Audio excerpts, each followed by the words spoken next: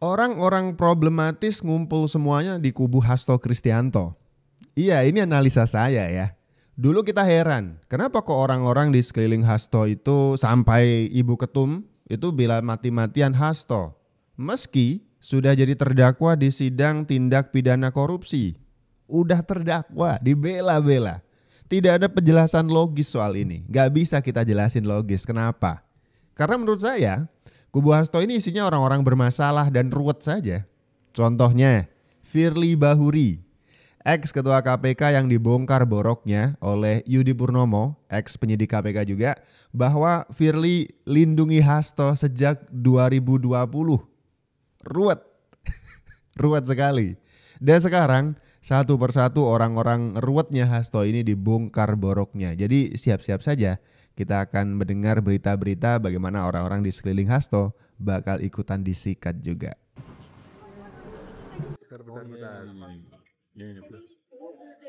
Dalam sidang yang digelar di Pengadilan Negeri Jakarta Selatan, Hakim Tunggal Parulian Manik pertimbangkan permohonan pencabutan pra-peradilan. Sementara kuasa hukum Firly, Ian Iskandar bilang belum tahu mengajukan gugatan pra-peradilan kembali terkait status tersangka Firly Bahuri.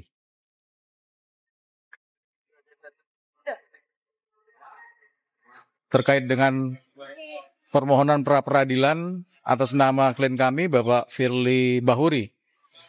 Dalam persidangan tadi kami sudah menyatakan mencabut permohonan pra-peradilan. Alasan kami mencabut terkait dengan permohonan aku tersebut adalah terkait dengan tetap pada alasan penyempurnaan materi dan perbaikan permohonan. Kami akan mempertimbangkan setelah penyempurnaan perbaikan materi itu. Kami akan mempertimbangkan hal itu. Timbang bahwa permohonan dengan suratnya tanggal 19 Maret 2025 tentang cabutan permohonan pra-peradilan perkara nomor 42/P/2025 PN Jakarta Selatan. Pada pokoknya pemohon menyatakan mencabut surat permohonan pra-peradilannya tersebut dengan alasan ingin melakukan perbaikan permohonan terlebih dahulu. Oke, jadi Ketua KPK periode 2019 hingga 2023, Firly Bahuri yang kemarin mengajukan pra-peradilan yang ketiga melawan Polda Metro Jaya ya, yang memperkarakan masalah dirinya menyuap Menteri SYL waktu itu, ex-menteri gitu. Ini menjadi menarik karena 3 jilid pra-peradilan dan tidak kunjung selesai. Kita harap Polda Metro Jaya atau KPK yang kali ini yang nangani Polda Metro Jaya ya, ini segera ngeberesin kasusnya Firly Bahuri. Karena orang-orang yang di belakangnya termasuk Hasto Kristianto yang jadi backup itu sudah ditahan. Jadi udahlah, tidak usah berlama-lama lagi gitu. Kita menjadi bertanya-tanya kenapa jadi lama. Ini harusnya segera saja disikat.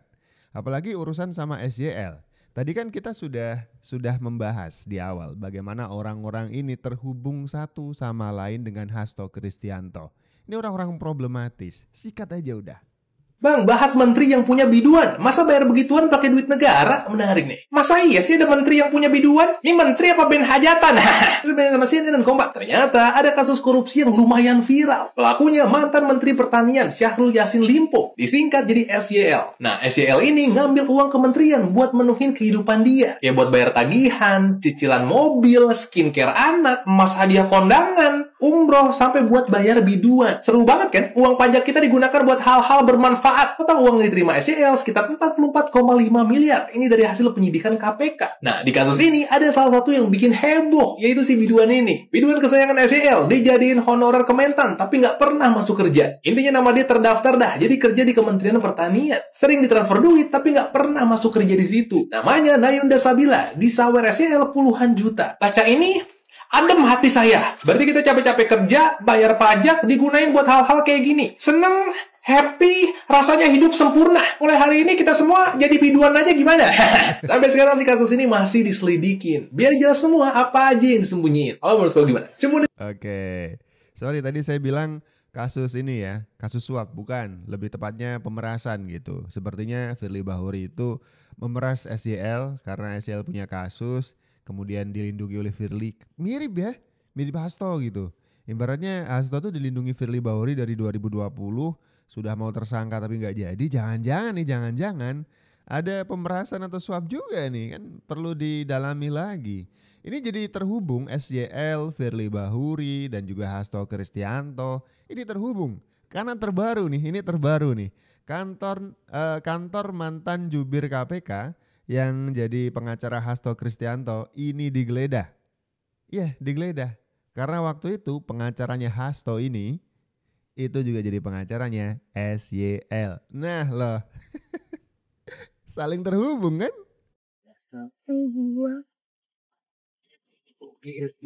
Terhubung milik ex jubir KPK Febri Diansyah digeledah oleh KPK. Nah, sedangkan sekarang Febri Diansyah ini sedang menjadi salah satu dari kuasa hukum yang dipekerjakan oleh Hasto Kristianto. Ngumpul tuh Firly Bahuri, SYL, Hasto Kristianto semuanya terhubung. Sampai-sampai ada ex penyidik KPK yang jadi kuasa hukum. Ini jadi aneh juga sih. Bagaimana ex KPK kok malah dukung Hasto Kristianto kan gitu ya. Sampai-sampai Novel Baswedan ini agak nyinyir juga. Kok bisa kamu bilain Hasto? Ya namanya nyari duit ya. Anda kembali menyaksikan Apa Kabar Indonesia Malam. Pemirsa, kantor hukum Visi Law Office yang didirikan aktivis anti korupsi Febri Diansyah di Pondok Indah, Jakarta Selatan digeledah oleh KPK pada Rabu sore. Penggeledahan dilakukan setelah penyidik selesai memeriksa Rasa Malari Tonang, mantan Kepala Bagian Perancangan Peraturan dan Produk Hukum KPK sebagai saksi terkait tindak pidana pencucian uang mantan Menteri Pertanian Syahrul Yassin Limpo. Rasa Mala yang turut hadir dalam proses penggeledahan ini merupakan partner dari kantor Visi Law. Dalam proses penyidikan yang masih berjalan, KPK sedang mendalami kepemilikan aset SYL yang diduga bersumber dari hasil korupsi lewat pemeriksaan sejumlah saksi.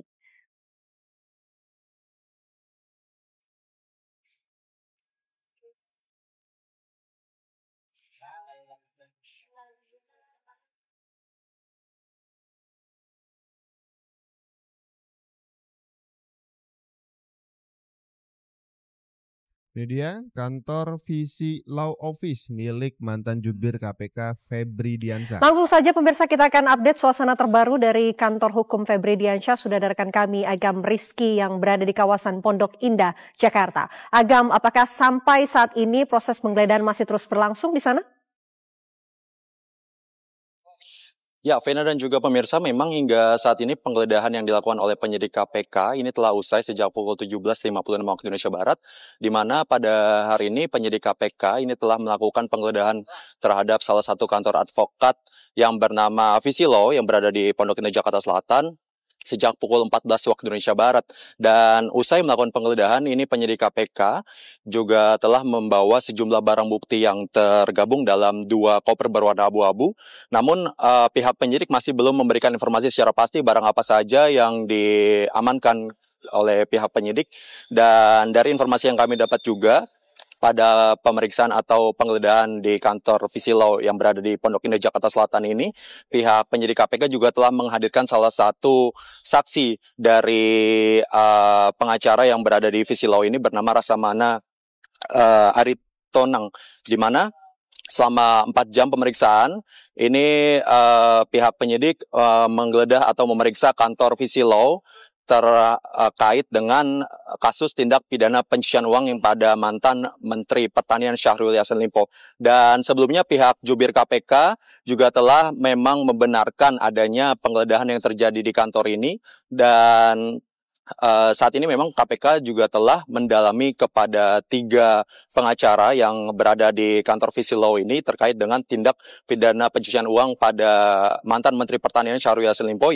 Oke, tuh sudah mulai menyesalkah Bang Febri Diansyah yang justru memilih untuk membantu Hasto Kristianto melewati masa dakwaannya gitu ya di persidangan. Ini malah kantornya digeledah KPK ini.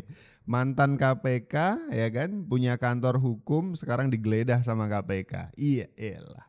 Cek 2 triliun rupiah yang kemudian ditemukan saat penggeledahan oleh Komisi Pemberantasan Korupsi di salah satu kediaman Syahrul Yassin Limpo. Ini tentu menjadi pertanyaan, cek 2 triliun rupiah Ada apa dengan cek tersebut? Dari mana? Untuk apa? Saya akan gali lebih dalam soal ini. Proses penggeledahan yang dilakukan oleh KPK di rumah dinas menteri itu kan betul dilakukan, sudah kami publikasikan dan ada beberapa temuan di sana ya. Yang nanti akan dikonfirmasi, baik itu uang cashnya dengan hitungan kami sekitar 30-an miliar gitu ya. Iya. Ada senjata P12 dan beberapa dokumen penting termasuk dokumen transaksi uang gitu ya. Karena ini menyangkut materi begitu ya, Mas Aiman, tentu kami belum tepat itu ya untuk menyampaikan apa saja secara rinci dan detail mengenai hasil temuan dari proses penggeledahan. Yang pasti bahwa ini informasi lawas sebenarnya. Saya cuma pengen ngebahas bahwa dalam proses penggeledahan, dalam proses penyidikan, dalam proses pengusutan dari korupsi SYL, itu temuannya banyak sekali. Dan setiap temuan nilainya itu wow sekali. Sama halnya ini ditemukan satu cek senilai 2 triliun rupiah. Satu kertas tuh, cek. Nilai kertas itu tuh 2 triliun rupiah di rumah SYL. Ada duit bertebaran di sekitaran SYL waktu itu. Dan membuat dia khilaf mungkin ya. Sampai akhirnya ada suap-suapan, ada pencucian uang, ada korupsi dan seterusnya. Yang lucu adalah korupsi itu buat hal-hal yang apa aneh. Misalkan sunatan cucu, kemudian bayarin biduan. Ada itu korupsi dibegituin gitu ya. Nih. Dana korupsi Syahrul Yassin Limpo yang ngalir ke biduan Nayunda Nabila ternyata nggak sekedar rutin ditransfer uang dan dikasih kerjaan aja. Faktanya, dalam persidangan Nayunda mengakui banyak kebaikan SYL kepadanya. Contohnya, dibayarin cicilan apartemen hingga diberi ucapan ulang tahun lengkap dengan bunga dan kue. Dalam pesan singkat, SYL mengucapkan, "Selamat ulang tahun Dik" pada Nayunda, lengkap dengan stiker-stiker dan ajakan makan. Selain itu, ada kalung emas, cincin, sampai tas bermerek dikasih cuma-cuma ke Nayunda. Ternyata SYL tipe-tipe halode juga ya. Ini si biduan dangdut dikasih ucapan selamat ulang tahun Dek. Dikasih cincin, dikasih duit, apartemennya dibantuin nyicil, macam-macam ya kan. Nah sekarang bukan cuman buat bayar biduan, ngidupin biduan, kemudian nyicil mobil Alphardnya SYL, untuk beli skincare anaknya SYL, untuk sunatan cucunya SYL. Bahkan ini ada juga kasus pencucian uangnya ya yang masih ditelusuri oleh KPK. Dan salah satu penelusurannya berujung ke kantor hukum dari Febri Diansyah, kuasa hukumnya Hasto Kristianto.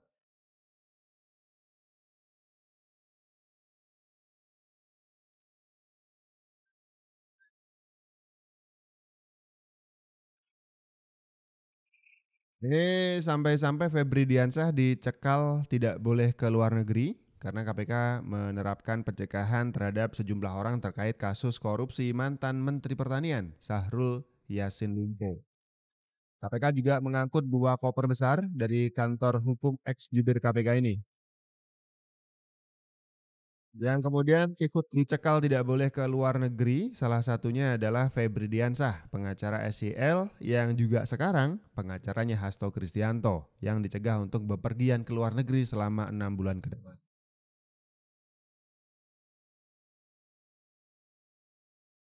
Proses ini juga melibatkan 2 rekan Febri yaitu Rasa Mala Aritonang dan juga Donald Faris dari kantor hukum Visi Law Office. Wah, ini bakal kebuka semua ini. Makanya jangan dekat-dekat sama Hasto Kristianto. Ntar ini problematis orangnya.